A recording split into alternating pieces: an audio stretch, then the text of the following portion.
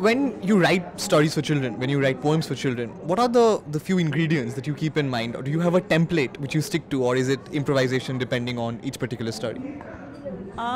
So I don't stick to any template. In fact, I was telling somebody I also don't stick to any genres because I don't like to be stereotyped. So even in my writing, I try a lot of, I am very adventurous. So every book of mine is a different genre.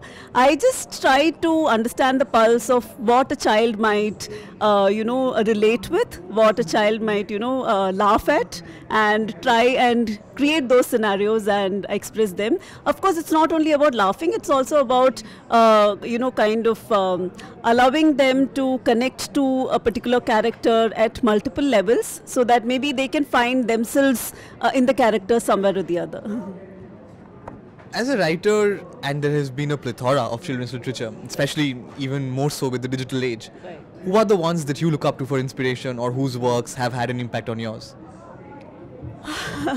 That's a tough question. Okay, I think for me, there's only one, author or writer who I have always looked up to. It's not a children's author. It's Fyodor Dostoevsky, and I think everything that I've learned about writing is by reading his books. So even now, it's always there on my bookshelf, and even if I'm writing for children, I read his books and I get inspired in some way to kind of, write for children also through the literary style that he employs. So he's the go-to person for me. Let's talk a bit about your latest book.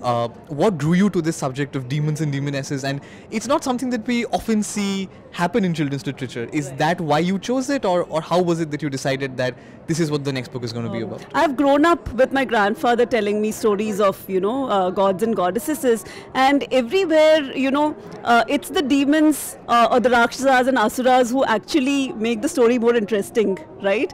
And it's always been on my mind, where do these Rakshasas come from? What is their origin stories?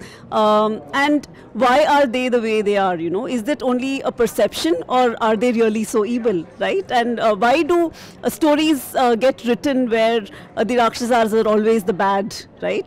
So there were multiple questions always in my mind since I was a child. At different stages of my life, those questions got amplified. So when I decided to write about mythology, I thought I should look at the definition of good and bad in mythology. If you had to take a pick of one demon or one demoness whose story has fascinated you the most, and of course who are part of your book as well, Right. who would they be? That would be Rakta Bija. Okay, I think it's so fascinating at multiple levels. Some politicians from today would also kind of talk about how Hindu mythology had already had this idea of cloning because that's exactly what Rakta Bija talks about. Every time a drop of his blood falls to the ground, another Rakta Bija sprouts out. So I think that was really fascinating, and that was the first story I wrote for this book. So it's special to me.